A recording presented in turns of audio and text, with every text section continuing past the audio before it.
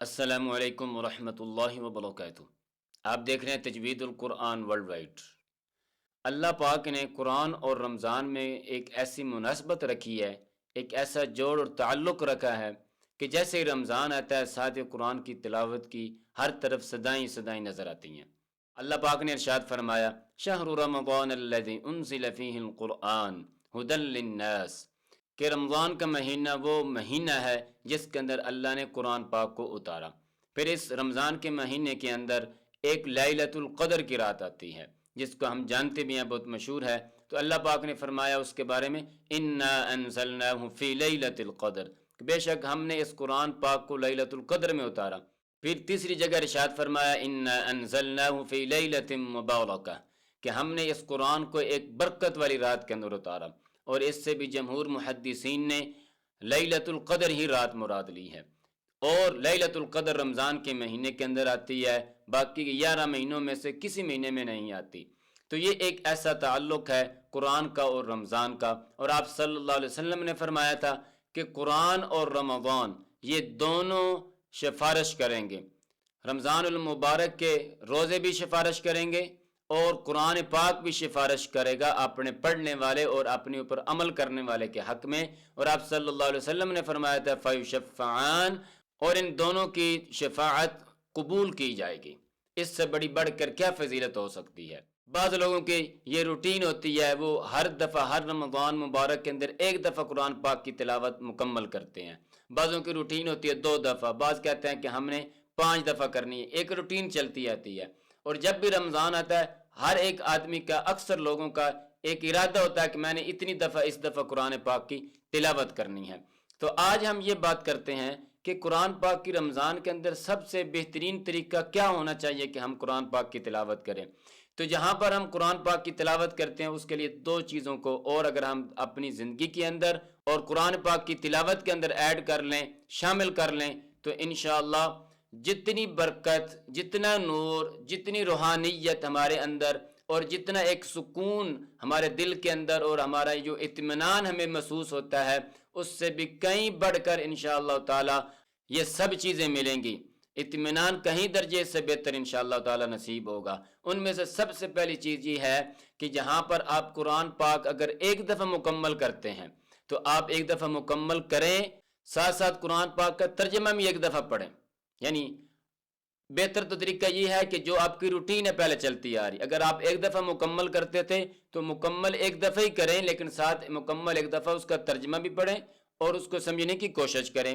اور اگر آپ کے لیے یہ مشکل لگتا ہے کہ ہم تو بڑی مشکل سے ایک دفعہ قرآن پاک کی تلاوت کو مکمل کر پاتے ہیں مصروفیات کی بنا پر، یہ جو بھی چیز ہوتی ہے، تو اس کے لیے یہ ہے کہ اس کو آپ آدھا کر دیں، آپ 15 پارے پڑھ لیں لیکن ترجمے اور سمجھنے کے ساتھ، تو انشاءاللہ تعالی اس سے ثواب کے اندر بھی کوئی کمی نہیں آئے گی۔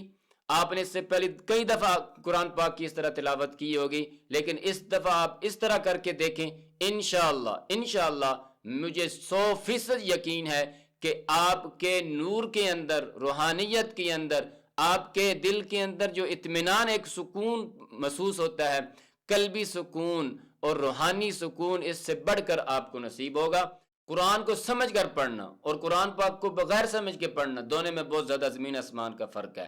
سمجھ کر پڑھنے سے زیادہ ثواب ملتا ہے، کیونکہ قرآن پاک کا جو مقصد ہے اتارنے کا، اللہ پاک نے یہ فرمایا کہ یہ رہنمائی کرتا ہے، ہدایت دیتا ہے، یہ اللہ پاک کی طرف سے اللہ کا خط ہے، رسالہ ہے، اللہ پاک کی طرف سے یہ ہمارے لیے احکامات ہیں عمل کرنے کے لیے۔ تو جب تک ہم اس کو سمجھیں گے نہیں، سیکھیں گے نہیں کہ قرآن پاک کے اندر اللہ پاک نے کیا ارشاد فرمایا، کیا احکامات ہیں، تو ہمیں کیسے اس کی اصل روحانیت نصیب ہوگی۔ تو اس لیے تو اس دفعہ ایک عہد یہ کر لیں کہ قرآن پاک کو سمجھ کر پڑھنا ہے۔ اور دوسرا یہ بھی دیکھا ہم نے کہ قرآن پاک سب سے زیادہ پڑھے جانے والی کتاب ہے، اور اس مہینے کے اندر تو بہت زیادہ قرآن پاک کی تلاوت کی جاتی ہے، شاید پورے سال کے اندر اتنی زیادہ تلاوت نہ ہو جتنی اس کے اندر کی جاتی ہے۔ لیکن یہ 2 بنیادی چیزیں ہیں، قرآن پاک سب سے زیادہ پڑھنے والی کتاب ہے لیکن بغیر سمجھے، اور نمبر 2 غلط بھی سب سے زیادہ یہ کتاب پڑھی جاتی ہے۔ دنیا کے اندر ایسی شاید ہی کوئی کتاب ہو جتنی غلط قرآن پاک پڑھا جاتا ہے اتنی کوئی کتاب اور پڑھی جاتی ہو، کہیں بھی ایسا نہیں ملے گا، کوئی زبان ایسی نہیں ملے گی۔ تو اس لیے اس دفعہ یہ عہد کریں کہ ہم انشاءاللہ قرآن پاک کی تلاوت کریں گے، صحیح درست اس کا تلفظ صحیح ادائیگی کے ساتھ ادا کریں گے، اور صحیح تلفظ تب بھی ہو سکتا ہے کہ اگر ہم قرآن پاک کی تلاوت تجوید کے مطابق کریں۔ تو آج سے عہد کریں کہ ہم انشاءاللہ آئندہ کے لیے قرآن پاک کی جو تلاوت ہے وہ صحیح تلفظ کے ساتھ سیکھ کر سمجھ کر صحیح درست ادائیگی سے ادا کریں گے۔ تو یہ دو بنیادی چیزیں ہیں کہ جو قرآن پاک کو پڑھتے ہوئے ہم بہت زیادہ مس کرتے ہیں، اور انشاءاللہ تعالی ان دونوں کے اوپر عمل کرنے سے اگر آپ اس طریقے سے اس دفعہ پڑھ لیں تو انشاءاللہ آپ کو پہلے سے کہیں درجے زیادہ فائدہ محسوس ہوگا ہر لحاظ سے۔ سمجھے نا، یہ اللہ پاک نے اس کا حکم دیا ہے۔ بالفرض کیسے؟ فرمایا کہ ہدی للناس ہے، جیسے فرمایا ان هو الا ذکر للعالمین ہے، ان هذا القرآن یہدی للتی ہی اقوم، کہ یہ سب سے بہترین راستے کی طرف رہنمائی کرتا ہے۔ اگر ہم قرآن کو سیکھ لیتے ہیں، سمجھ لیتے ہیں، ہمیں احکامات سمجھ آنا شروع ہو جاتے ہیں، تو گویا کہ ہم سیدھے جو سب سے بہترین راستہ ہے اس پر چلنا ہم شروع کر دیں گے، ہم اسی کی طرف ہماری رہنمائی قرآن کر دے گا۔